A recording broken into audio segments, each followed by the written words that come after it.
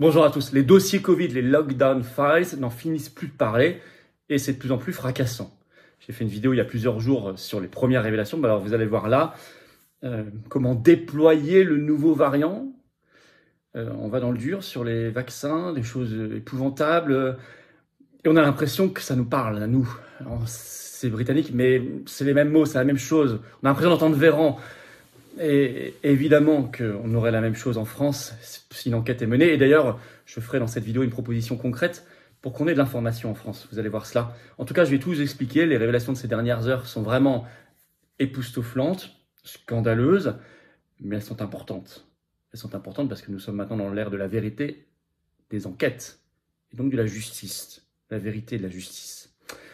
N'oubliez pas d'ailleurs que si vous soutenez le blocage de la France, la maudiesse blocage de la France, si vous êtes sur Twitter, tout collé, et ou même si vous êtes prêt à y participer, si une belle dynamique populaire se met en place et qu'on peut ainsi vous solliciter, et les patriotes concrètement prennent leur place dans ce blocage de la France pour le bien commun, alors il y a un appel que vous retrouverez en lien sous la vidéo en description. Si vous ne l'avez pas encore ni signé ni relayé, n'hésitez pas à le faire dès maintenant.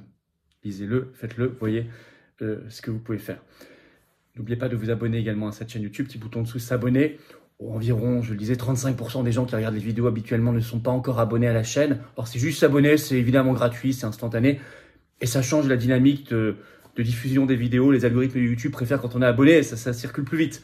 C'est tout. Voilà, si vous pouvez faire ce petit effort. Et puis, je serais très heureux qu'on aille ensemble vers les 500 000 abonnés sur la chaîne pour le fêter en direct, dignement, fastueusement, comme il se doit. Grand merci à ceux qui se sont abonnés à la chaîne récemment, à ceux qui vont le faire dans un instant. Je suis ce jeudi 9 mars au soir à Nîmes. Vous écrivez à référent 30 tout collé sans accent @les-patriotes.fr pour information, réservation. La semaine suivante, jeudi 16 mars à Colmar. Là, c'est le mail, c'est référent 68 @les-patriotes.fr.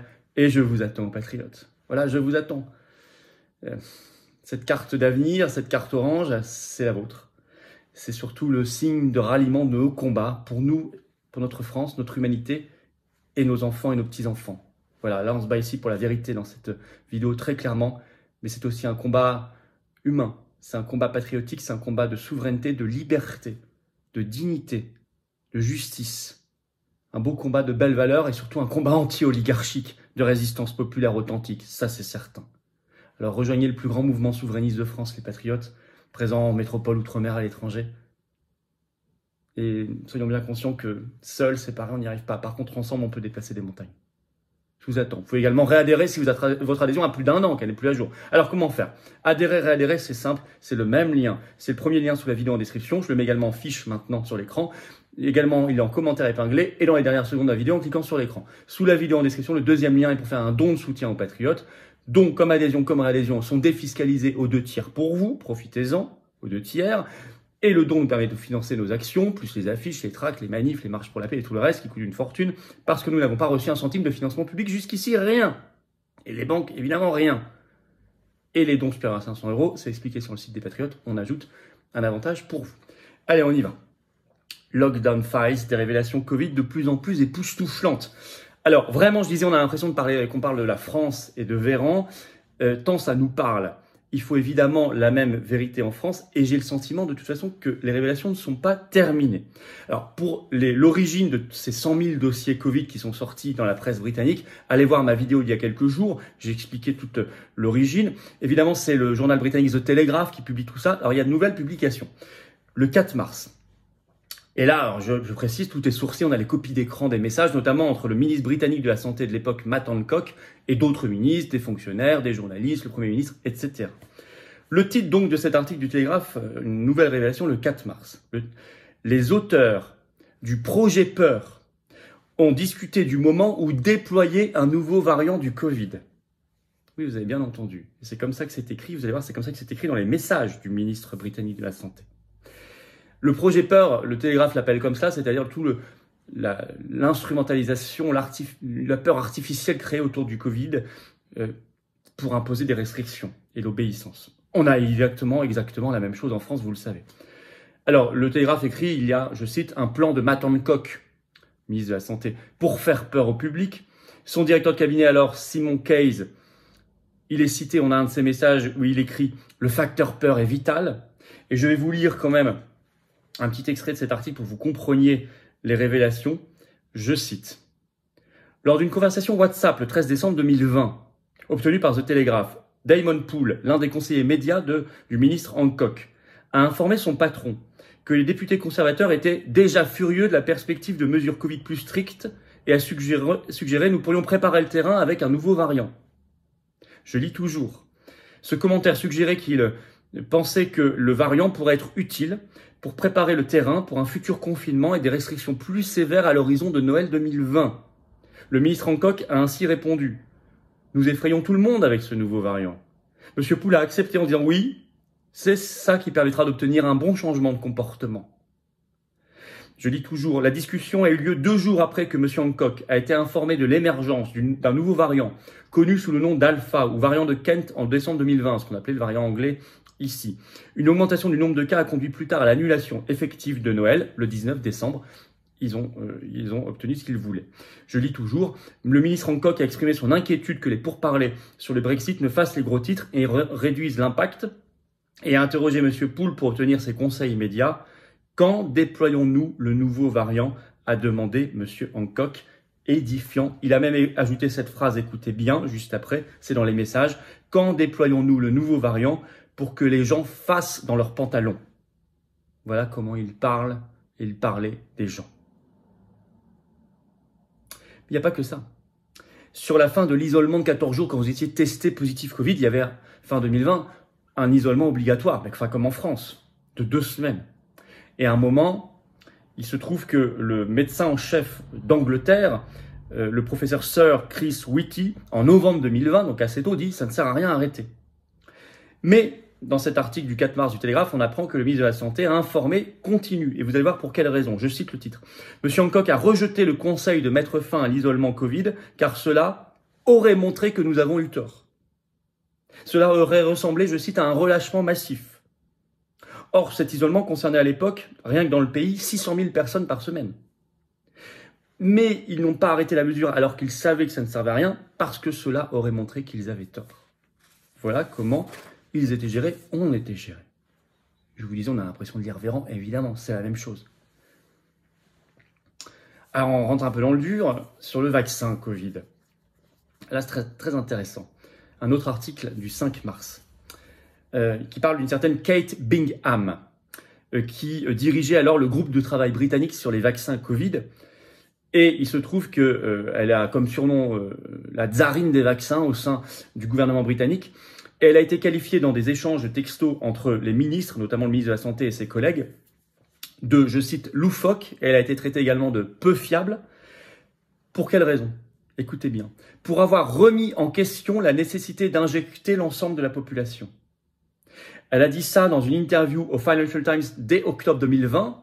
Or, les premiers vaccins arrivaient, je vous le rappelle, en décembre, donc avant même, où elle dit dans cette interview, non, il ne faudra pas injecter tout le monde.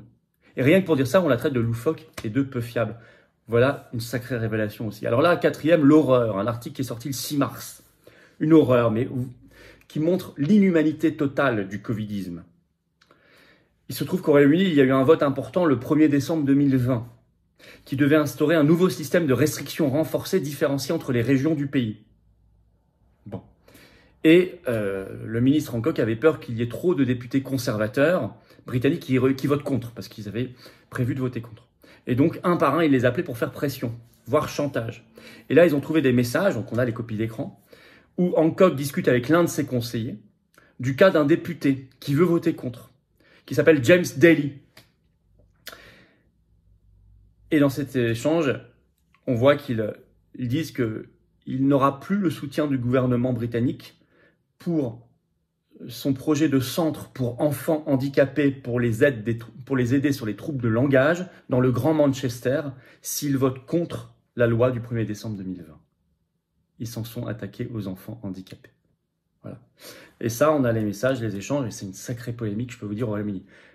J'aimerais avoir les échanges en France parce que j'aimerais savoir aussi le genre de pression et de méthode qui a été utilisée. 5. Une autre révélation par un article du Télégraphe du 6 mars sur le fric. Alors là, vous allez voir, c'est la situation française. Où on apprend dans cet article que les cabinets de conseil, on les connaît, les consultants, ont reçu 1 million de livres sterling par jour pendant 1 an. Vous avez bien entendu, 1 million de livres sterling par jour pendant 1 an pour travailler sur le système de traçage. Vous savez, avec les applications, ici ça s'appelait tous anti-Covid, où on devait signaler, enfin moi j'ai évidemment jamais téléchargé ce truc, mais on incitait les gens à signaler qu'ils étaient positifs et donc il y avait le traçage, on vous appelait, etc. Et 1 million de livres sterling par jour pendant 1 an pour des cabinets de conseil, rien que sur ça, rien que sur ça.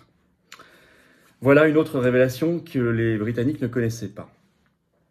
Alors, je vais vous lire la réaction dans un édito le 5 mars d'un